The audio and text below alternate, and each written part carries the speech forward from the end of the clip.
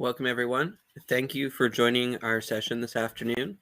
When your patient is on methadone, what to know as a primary care provider. I am happy to introduce our speakers for this afternoon, Nikki Bosanoff, Katie Dorman, and Andrew McLeod. Nikki Bosanoff is a physician in the Concurrent Outpatient Medical and Psychosocial Addiction Support Service at Center for Addiction and Mental Health, CAMH. She is also an assistant professor and head of the Division of Mental Health and Addictions at the Department of Family and Community Medicine, University of Toronto. She is the current program director for the Enhanced Skills in Addiction Medicine Fellowship at U of T and a clinical scientist at CAMH. Her clinical work is in the management of substance use disorders and concurrent mental illness, and her research program seeks to answer clinical questions in the management of opioid use disorder. Katie Dorman is a family physician working within the St. Michael's Hospital Family Health Team Substance Use Management Clinic. Her primary care practice incorporates opioid agonist therapy. And Andrew McLeod is a social service worker and an addictions counselor, as well as a person with lived experience who accessed methadone for nearly 2 decades. Andrew works as a community consultant for MetaPhi and as a social service worker and addictions counselor for Alpha House and Renaissance. Please, when you have a moment, take a look in the chat and take the opportunity to introduce yourself. Specifically, we're asking for, as you're comfortable, your name and pronouns, your professional background, and where you're joining us from today. I'm now going to pass it off to Nikki Bosanoff to start off the presentation. Amazing. Thank you so much. So this is this session, just to make sure everyone's in the right room, is for people who are new to providing OAT and to methadone. So if you're an experienced provider with 20 years experience in methadone, you should join a different session.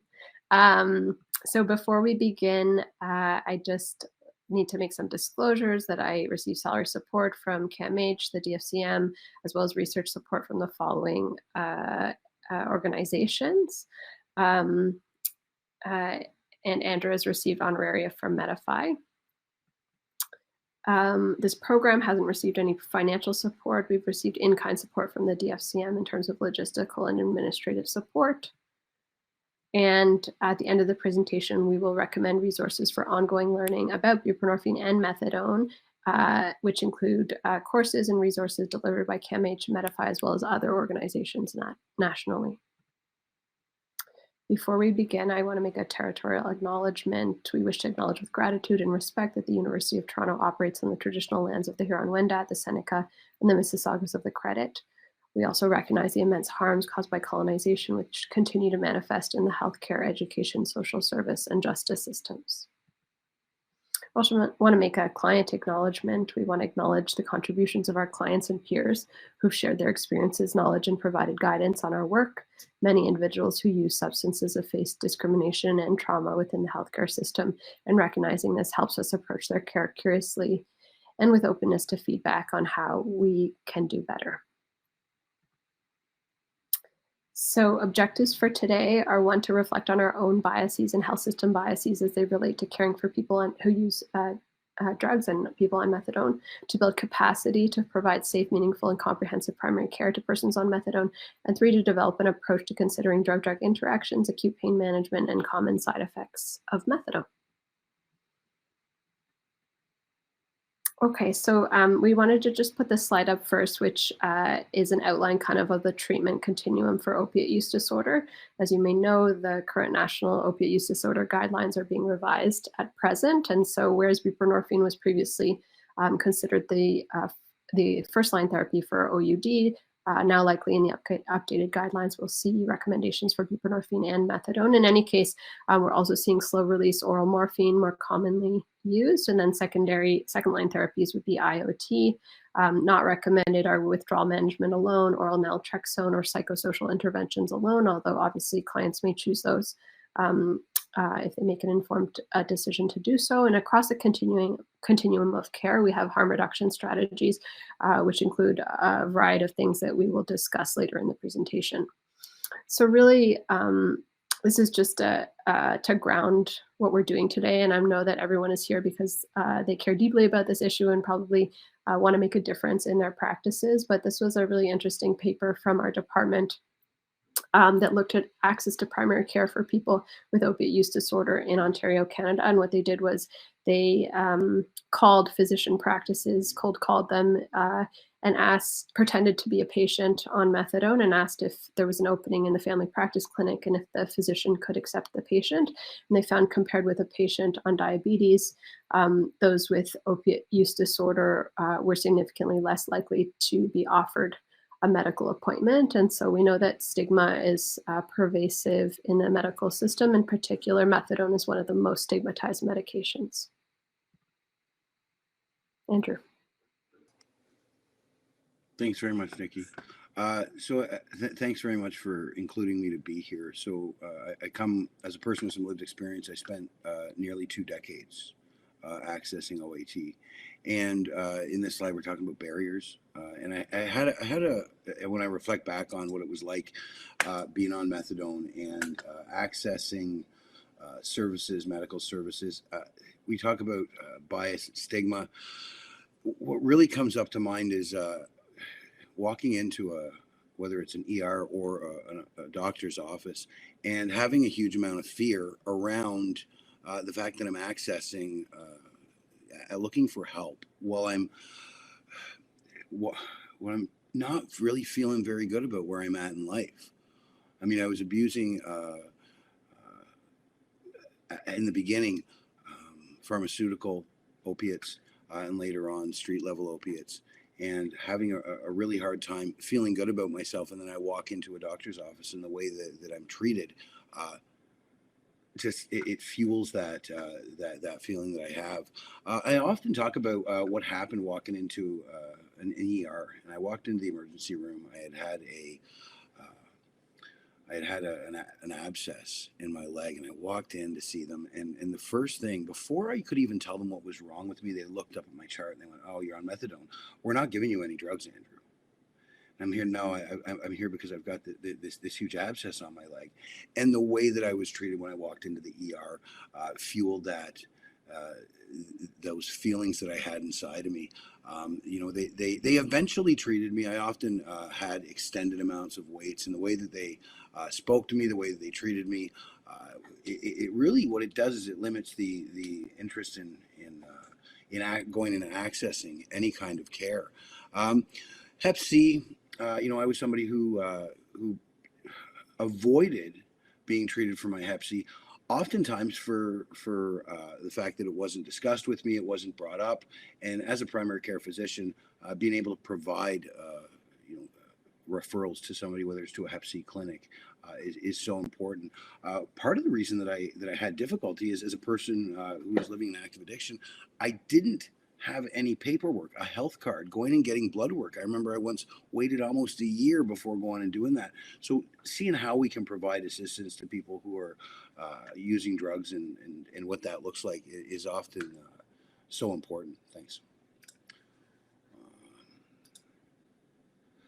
We talk about why we would, what's the benefits of putting somebody on methadone, and the first one is that it remains one of the primary best frontline defenses to prevent death. I mean, I see it all the time where somebody comes into either a hospital, a treatment center, and they want to come off the methadone. The truth is that somebody whose tolerance for opiates is really, really high as a result of using either pharmaceutical or street level opiates, and take 30 days away from an opiate, and their tolerance for opiates drops through the floor. And then upon release, they walk outside and maybe reconnect with some old people that they had spent some time with, use a small amount of fentanyl, and because of the toxic drug supply, it results in death. So it absolutely reduces mortality, also reduces HIV and HCV transmission. And methadone, allowing somebody to not feel the way that they feel every day without opiates in their system helps reduce social harm. So that might look like somebody committing crime in order so that they can afford to buy drugs and use them on the street. So there's a ton of benefits to the methadone program. Thank you. Okay, amazing. So methadone, what is it? It's a full opioid agonist. It's typically diluted with 100 cc's of this orange juice. Although a tablet form is also available, although it's technically approved in Health Canada for pain. The peak effect for methadone is 3 to 4 hours after ingestion. So if you want to assess whether the dose is making someone sedated, you would assess them 3 to 4 hours after ingestion. The half-life is about 24 hours. You can have loss of tolerance, as Andrew discussed, after missing 3 to 4 days, depending on the stage of treatment. And so this is why we get concerned about consecutive missed doses of the medication. In terms of unique considerations, we'll discuss this later, but there is a risk of sedation and respiratory depression, just like with all opioids. There's increase with co-administration of sedating agents like benzos, gabapentin, or alcohol. And there is a risk of QTc prolongation with this medication. So this just shows you kind of the initiation onto methadone. And generally we say go low and slow at the beginning. It shows you that the steady state of the medicines that you're administering on day 1 isn't achieved until day 4 to 5. And the highest risk of unintentional overdose on methadone is during the first 4 weeks of methadone titration. And so that's why we unfortunately can't just start people at very high doses, although that might make them comfortable. It's dangerous to do so. And so our guidelines generally recommend a starting dose of 10 to 30 milligrams. However, we note that for people who use fentanyl regularly, 30 milligrams is often and will definitely be, most certainly be inadequate. And so for that reason, an emerging practice is to add slow release oral morphine, Cadian, at doses of 50 to 100 milligrams daily during the initiation phase. In order to improve those withdrawal symptoms. There's less of a concern of adding Cadian because it has this shorter half-life and it doesn't have such a long time to reach steady state. Early on, dose is typically titrated at 10 to 15 milligrams every 3 to 5 days, and you want to be aggressive there if the person continues to use fentanyl, because we know that higher doses better retain people in treatment. And in the past, historically, we thought that doses of greater than 60 or 60 to 80 milligrams best retain people in treatment, but we know that in the setting of fentanyl use, higher doses are often required, and we're looking at doses above 100 milligrams. There's no maximum dose of methadone, although higher doses might be limited by adverse effects from the medication. So we're talking about a medication, and quite often, you know, somebody misses a medication of a prescription, and what's the impact of that? With methadone, one missed dose can really affect how somebody feels intensely. And I think about what it was like the day that I walked into the pharmacy to pick up my daily prescription of methadone and found that there had been an error and one wasn't sent. And how do I feel? You know, right away, there's a huge amount of anxiety because I know I'm going to be getting really, really sick without this medication. 4 hours in, I'm starting to feel pretty bad. 8, 10 hours in, I'm feeling so lousy. The only thing that I can do is either lay on the floor of the shower or I'm sitting on the toilet so sick. So one missed dose can really impact somebody. And being somebody who is addicted to opiates and addicted to fentanyl, there's a solution to that problem for me. And if I don't have my medication as it's prescribed, what's going to happen is I'm probably going to go out and seek getting some fentanyl on the street, buying some opiates off the street, and that, as we all know, with the toxic drug supply, can lead to unintentional overdose. So I mean, what I'm looking like, it's often described as probably the worst flu you've ever had in your whole life, and you're just feeling so lousy inside. On the slide, you can see what a lot of those symptoms look like, and that's what it felt like for me on those days that I wouldn't be able to get my methadone. Thanks. Okay, so thanks, Andrew. So I think that we're kind of saying the same thing over and over, and I'm going to say a few points, you know, for a second or a third time, because it's the topic of missed doses is really important because of the risk. So not only does it disrupt people's lives and they feel miserable, as Andrew described, but it's a reason that people fall off of treatment. It puts people at very high risk of overdose because of the loss of tolerance. And we know that transitions are times when this is more likely to occur. So hospital admissions, residential treatment, incarceration, people leave facilities on a Friday night and they don't have a way to reach their OAT prescriber, and they might be without a prescription. So putting safeguards in place in order to allow people to continue their treatment when they change locations is important. And looking at all the policies in your clinic, like or looking at the way patients receive their methadone. So what are the pharmacy hours? What's the location? What's their transportation? So preventing missed doses is the first key.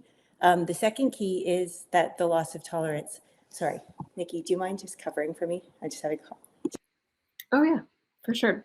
Yeah, so basically we want to prevent doses, and then if there are missed doses, then we might have to take action. So if there's 3 consecutive missed doses, typically the dose is reduced by 50%. Although there's a little star there, there's guidance in the setting of people who use fentanyl that states that if the person misses 4 doses, then we'll reduce the dose. And so, you know, as a primary care doctor, what's the take home here? Basically, don't do whatever you have to do to allow this person to continue to access their methadone. If you anticipate that they might be in hospital, residential treatment, you need to plan ahead. If you find out that they are discharged on a Friday, like if there's anything you could do to make sure to bridge that prescription, that would be literally a life-saving intervention. Okay, moving on. There are a number of benefits to methadone. Katie's back. Do you want to go ahead? Sorry, I have a cough that I haven't prepared for, so I was just holding it. Yeah, so thank you for that. So Nikki, there's benefits to methadone, and you know, we're going to go over the benefits and the drawbacks, and it looks like there's far fewer benefits to methadone than Suboxone or buprenorphine.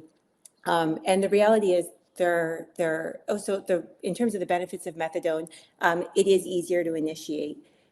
So with buprenorphine, we're worried about, and you've probably been to other sessions, we're worried about precipitated withdrawal. So the timing of last use, the dosing are all very important considerations, because people can have a miserable experience starting Suboxone. With methadone, we don't have to worry. As long as a person is not overly sedated, we can give them their first methadone dose. So methadone is very easy to initiate. It can be initiated on the spot or within a few minutes of the visit without any careful planning.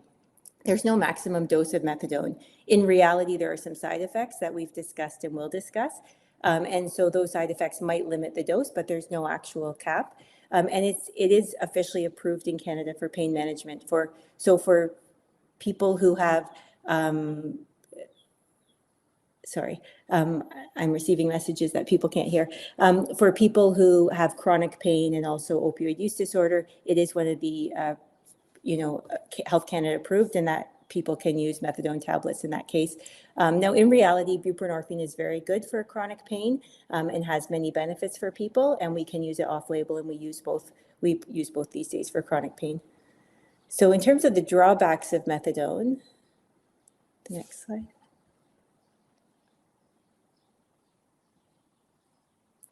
So the drawbacks of methadone, it's a great first-line treatment. It helps people a lot. It's easy to start, but it is a bit less flexible and has a greater imposition on people's lives. So because of the greater risk with methadone, there's greater risk of unintentional opioid as a full opioid agonist that causes respiratory depression. Because of that increased risk, there's more stringent guidelines on when people might be eligible to take home doses or receive carries. So people are often going to the pharmacy every day for the first month or two before taking home doses, and those are introduced slowly for people when they've demonstrated stability and safety and ability to manage those doses carefully. And for Suboxone, there's a lot more flexibility, which can be more conducive to people's lives. There's a more significant side effect profile because it's a very potent opioid. We're using high doses, and it takes a lot longer to achieve the therapeutic dose.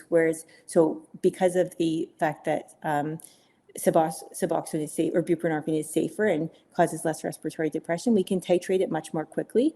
And now with different macro dosing protocols and Sublocade, people can be on, their full maximal dose within a couple of days. Whereas with methadone, where, as Nikki said, we're increasing the dose by 10 to 15 milligrams every 3 to 5 days for the first, several weeks. And then we're, after that, increasing it every 5 to 7 days. So it is a lot, it does take a lot longer, and we have other tools now. We have slow release oral morphine that we can add to it, but it does take longer for people to achieve a therapeutic dose. And there are higher potential for drug-drug interactions, which we'll talk about in a case later. So common opioid side effects. The side effects of methadone are the same as the side effects of all opioids. And in some cases, so things like constipation, dry mouth, sweating, itching, hyperalgesia. We do see hyperalgesia, I think, less than with other short-acting opioids. Sedation is the big one. It can also disrupt sleep, and we know it causes CNS depression, especially when mixed with other CNS depressants. It causes endocrine disruption. So methadone very commonly causes secondary hypogonadism or low testosterone, which leads to low libido, erectile dysfunction, fatigue, irregular menstrual cycles in women. And methadone, for a couple of reasons, it causes dental caries. So it's both mixed in a sugary drink that somebody's drinking every day, and it also is causing dry mouth. So they're both risk factors for people's teeth. So we just included this because, you know, for a long time, there was a special exemption and registry to prescribe methadone, and the CPSO had certain, you know, regulatory program. And this was a very significant barrier to people providing this care and people accessing high quality treatment for opioid use disorder. So in 2018, the federal exemption was lifted, and a few years later, the CPSO actually recognized this harm and kind of rescinded the regulatory policy that was preventing people from prescribing and accessing this care. So obviously we still want to be educated and have appropriate training, and it has to be within our scope of practice. But it is a lot easier for any primary care provider now or physician who has adequate training to prescribe methadone. Right, so there's no special license in Ontario required now. Any physician can prescribe it if they are competent to do so. So case number one that we want to go over, a 30-year-old woman underwent surgery. She was previously stable on methadone 90 milligrams daily with no extra opiate use for years. She received low-dose hydromorphone IV postoperatively. She reported severe pain. She was told by multiple members of the treating team that they were not familiar with methadone, but that it seemed reasonable for her to use her existing methadone for pain management. She was discharged home with hydromorphone 1 milligram times 10 tabs. She calls your family medicine clinic on post-op day 2, reporting that the pain control is inadequate and her hydromorphone and her hydromorphone is also almost out. What are the problems here? Please put them in the chat.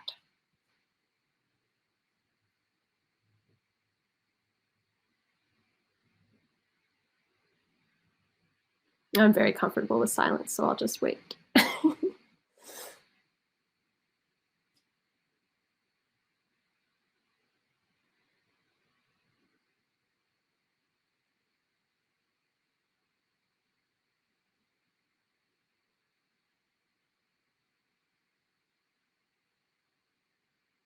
Okay, well, we can start with,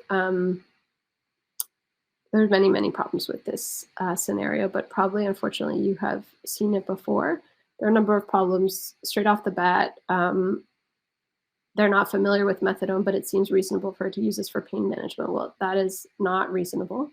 Generally, you know, the best practice would be to maintain someone's opiate agonist therapy, and then on top of that, you want to add opioids, and then the amount of opioids that they're adding is not proportional to the surgery that this patient just had and what we would expect to be adequate pain control.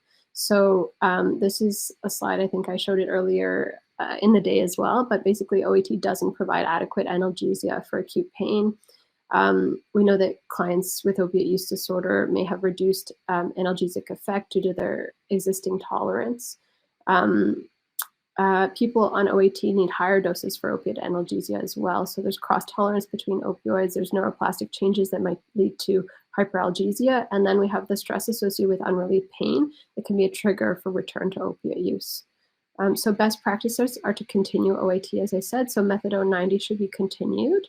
and making sure, like we talked about, all these issues around continuity, so the transfer between hospital and home, making sure that there's an active script. We need to treat pain with multimodal strategies. So of course you can use your pain ladder, optimize the non-opiate medications, but also we want to use short-acting opiates on top, and typically higher doses than you would use because they already have tolerance to opiates and they already have a full agonist on board. If you're not the OAT prescriber, you need to communicate with the OAT prescriber to ensure that there's a smooth discharge and close follow-up. And same principles generally apply for methadone, buprenorphine, and slow-release oral morphine. So we're going to go into this case specifically. So in order to know how much opioid this patient might require, we can do some calculations. So we know that hydromorphone 1 is about equal to 5 morphine equivalents.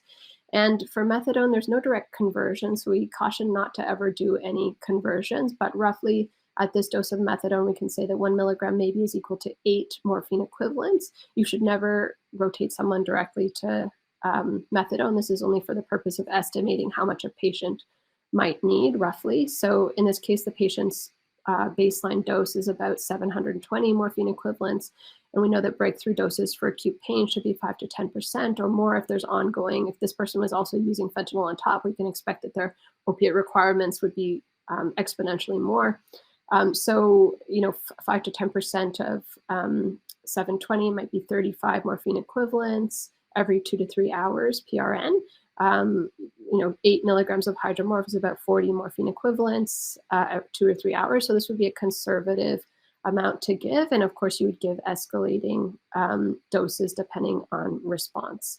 And, what I can say is that this is a challenging scenario, but you as a primary care provider, actually you and the OAT provider, if you're not doing both, are kind of the best, probably most experienced people to know your patient and know how to do this well.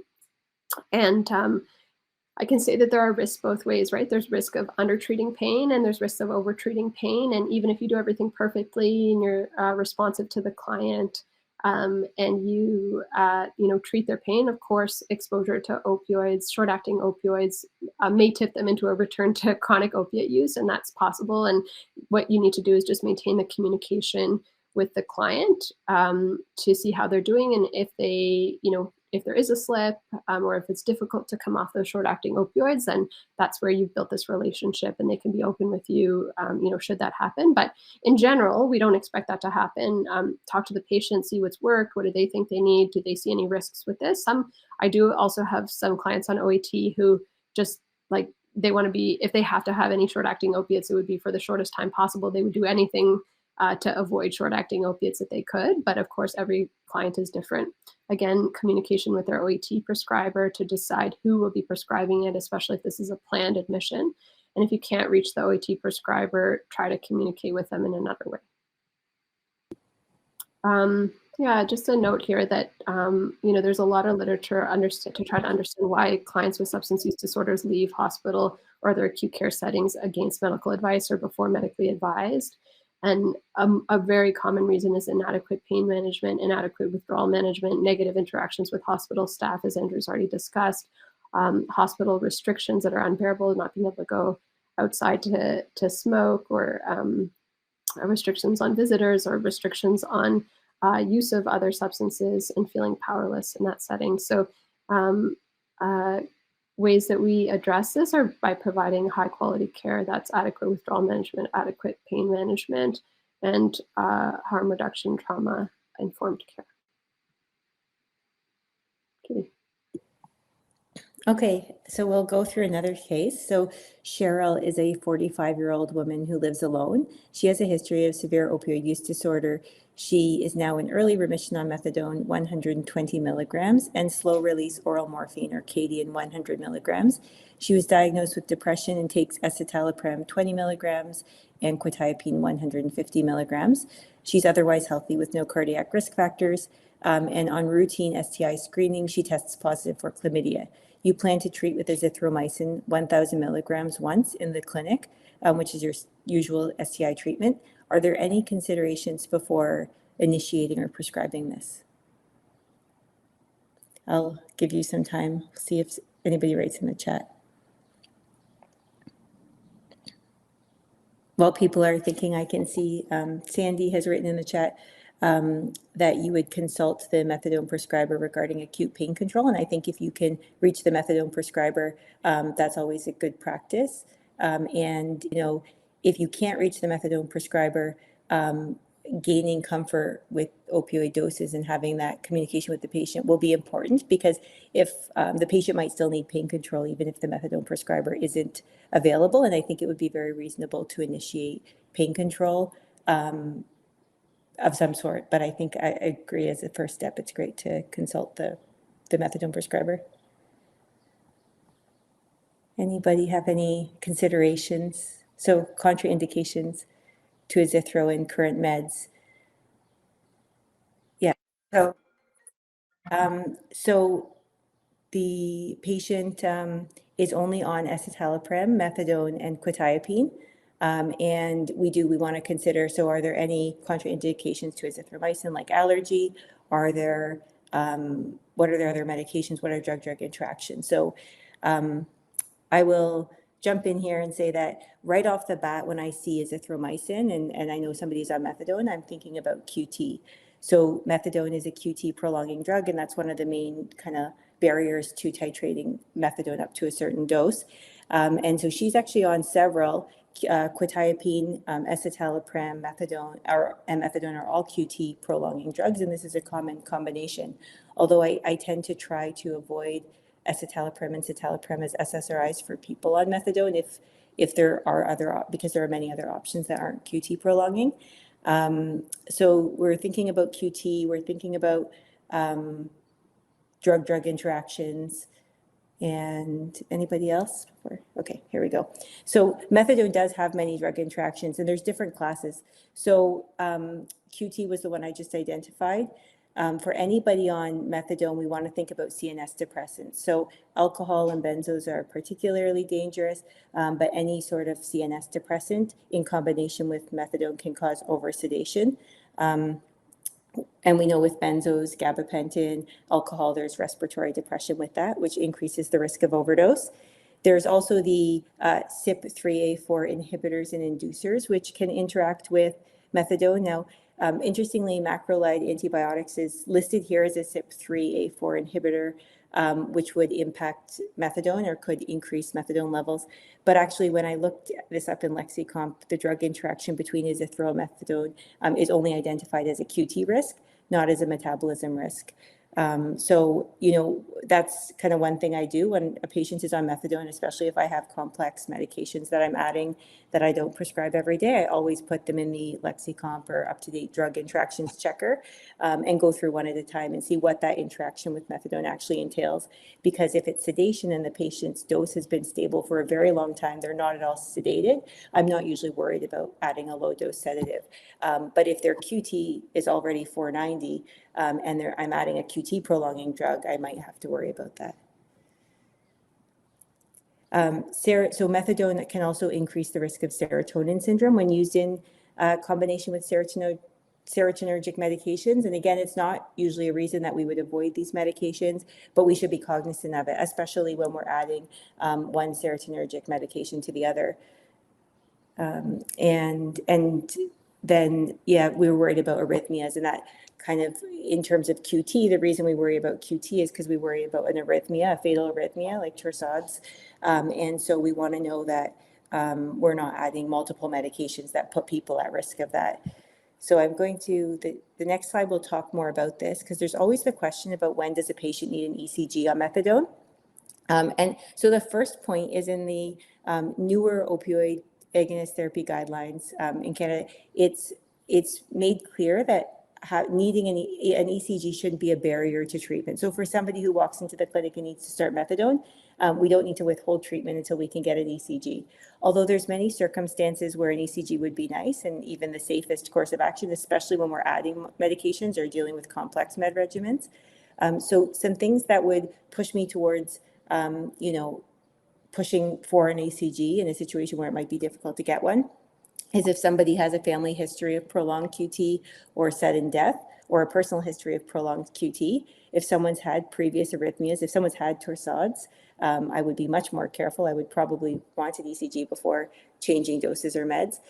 Symptoms that suggest cardiac involvement is a little bit more vague. Other medications that prolong QT, other substances known to prolong QT like cocaine or meth, medical conditions that increase the risk of QT prolongation. So somebody who has excessive vomiting, which is very common for people who might be in withdrawal or for any number of reasons, can lead to electrolyte abnormalities that again put somebody at higher risk of torsades.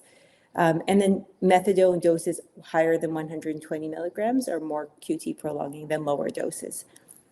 So, you know, I try to get an ECG kind of annually on people on higher dose methadone, especially in combination. There's some people who never get it, and if they don't have particular risk factors, that's okay. We continue the treatment. But as we add more and more QT prolonging medications and or the risk factors build up, I use more creative strategies to try to lower the barriers to getting an ECG. And I do note that a lot of people on high dose methadone, their QT does sit between 450 and 500. So it's always a balancing act of helping people continue the medications that are life-saving and also making sure that we're monitoring so we don't do harm.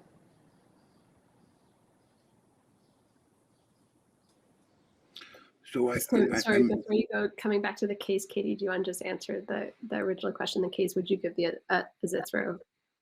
Yes. So I think I would, I mean, in this case, yes, thank you. So in this case, I would, Cheryl is on several QT prolonging medications. I would definitely pause. I'm very fortunate to have ECG in our clinic, so I would probably find a way to get an ECG. And based on the result, if the QT was normal, I'd go ahead and give it. And if it was borderline, I might hold, you know, for the meds she's on, escitalopram and quetiapine, one or both of the meds might be able to be held for a couple of days to allow for treatment. If she had an old ECG from, you know, a year ago or even 2 months ago, there was no concern on it, and she was on those medications at the time, she doesn't have any particular risk factors, then I would go ahead and give, because it's just a single dose. For a longer regimen of a QT prolonging drug like a fluoroquinolone, that's when I look into ways we could get an ECG. You can work with the community pharmacist. So sometimes I call the pharmacist and ask what their recommendation is. And sometimes I think that it's questionable to give it and they feel very comfortable. So the community pharmacist, if you can't reach the OAT prescriber, can also be a resource for you.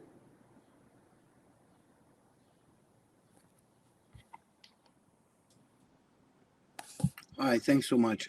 So we come into, and I'm thinking about what this looked like the day I walked into the very first time I went on methadone. And I didn't quite understand the program. I didn't understand what harm reduction was.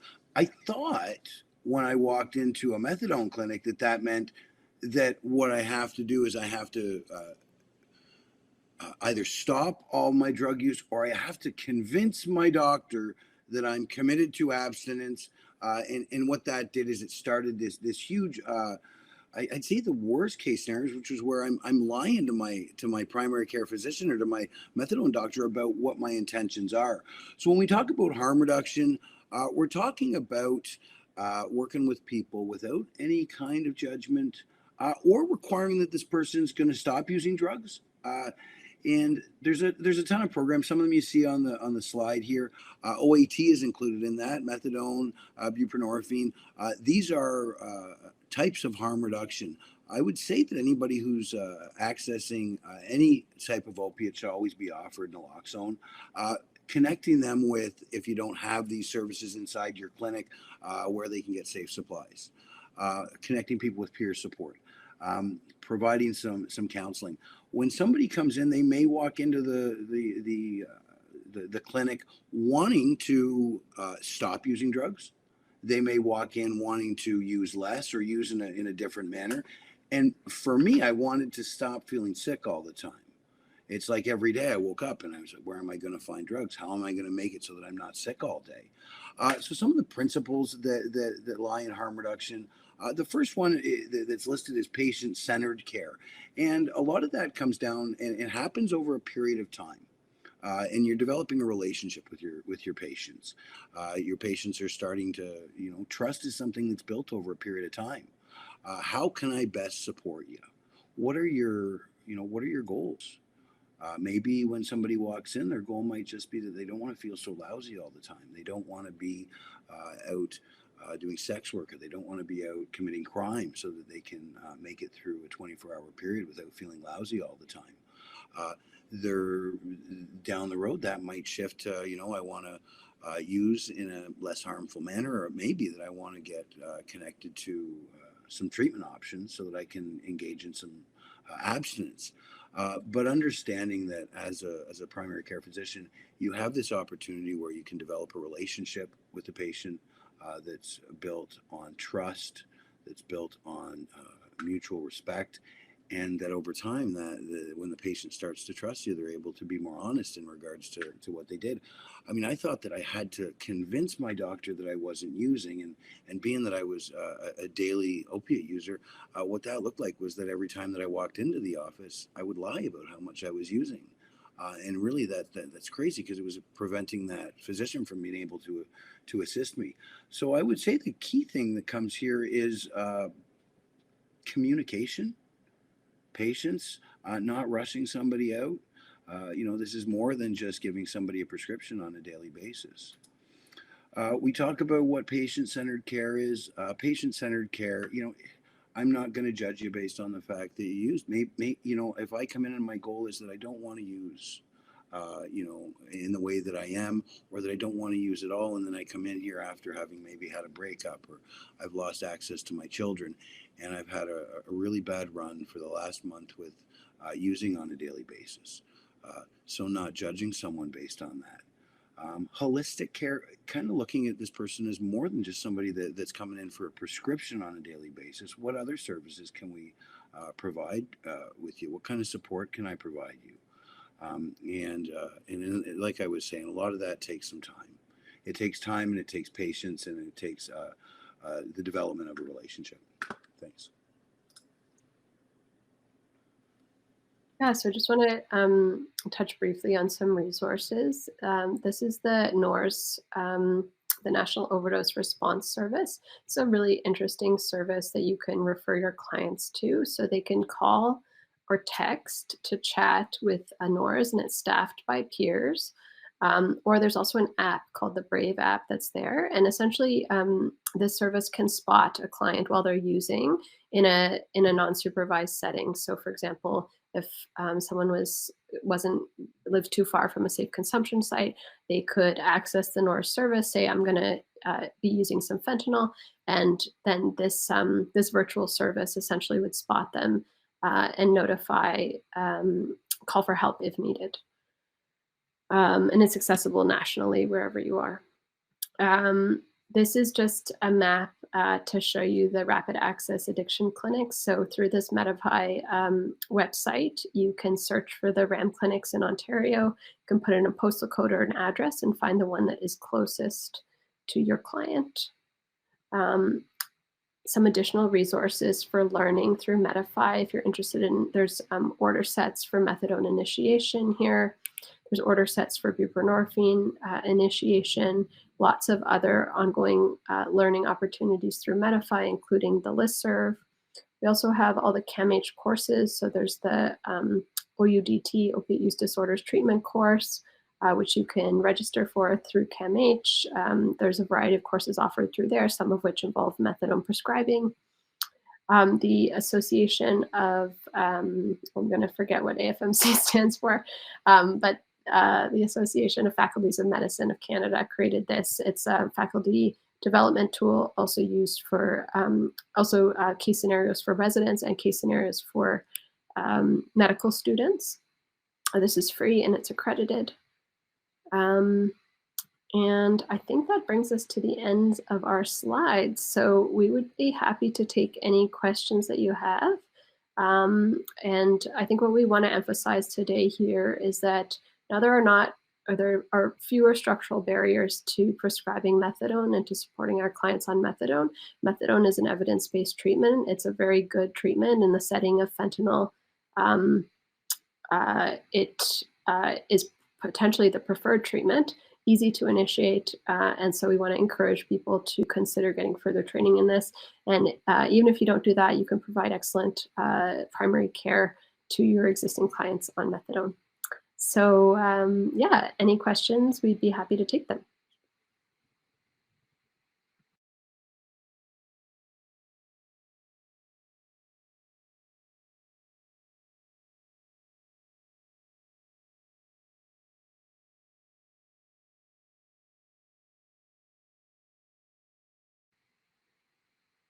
I see someone is typing, so we'll give them a minute or two. I see. What is the typical QTC length for those on methadone? So some people on methadone have normal QT, under 450. Many people do. Although it's not uncommon in a setting of higher dose methadone, especially if there's other substance use, for people to have QTs in the range of 450 to 500. And obviously we start to worry over 500. And we want to be mindful in that range of 450 to 500. So yeah, there's lots of people with normal QT on methadone, but it is really dose dependent and related to other substances that might be present. Yeah, so the intervention if the QTC was prolonged would be to consider if there's any agents that are acting to prolong the QTC in addition to methadone that could maybe be reduced. If that's not possible, if it's just methadone, for example, then an option would be reducing the methadone, although that obviously comes with possible risk of destabilization of the opiate use disorder. Another option would be to reduce the dose of methadone and consider adding some slow release oral morphine, which doesn't come with the QTC prolonging risks, or rotation to another form of OAT, which obviously could be done with specialist support. And it's not uncommon to have a very high QTC for someone whose pattern of substance use changes, and the QTC normalizes or comes back into a reasonable range too. So sometimes just with monitoring, sometimes after, someone's used a significant amount of cocaine over the weekend, you capture that one QTC, it looks quite high. But I don't usually make treatment, unless it's very, very high, like way over 500. I wouldn't make treatment changes based on one QTC. I'd probably look at all the factors and try to get a second one before making any changes, given the risks of destabilization.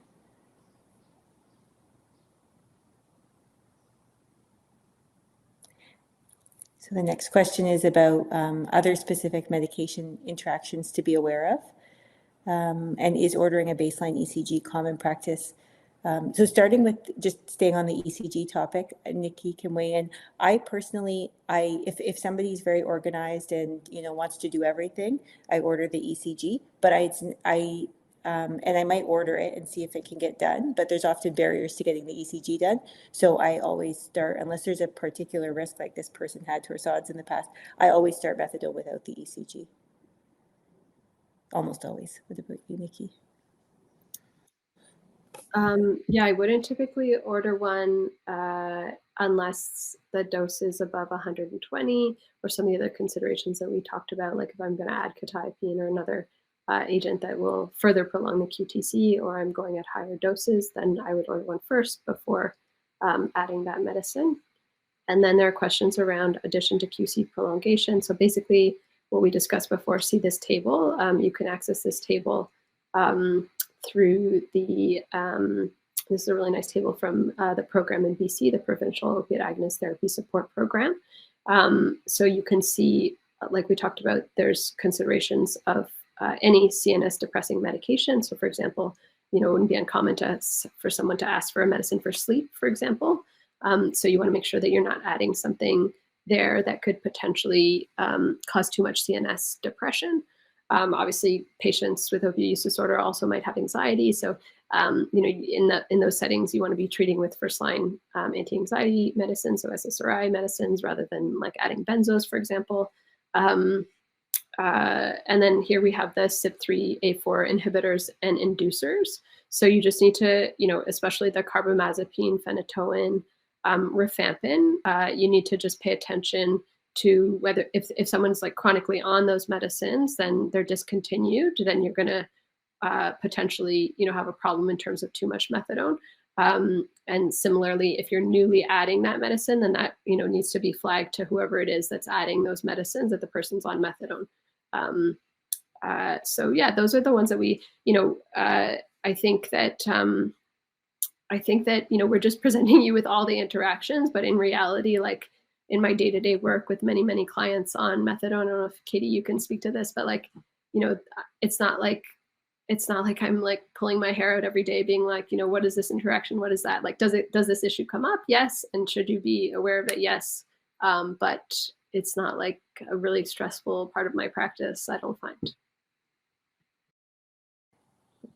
No, I wanted to add that because there's drug-drug interactions with many meds, and so there's prescribing considerations for many meds, and methadone actually doesn't cause any more headache for me than any other med. It's just one of many meds where I consider all these factors. But I think it's important to note that in line with the stigma towards methadone, or because we see people, and Andrew spoke to this, we see people people are scared of methadone in some ways. People go into the hospital and I often receive notes back about, well, they couldn't receive this care because they were on methadone, or we didn't start this med because they were on methadone.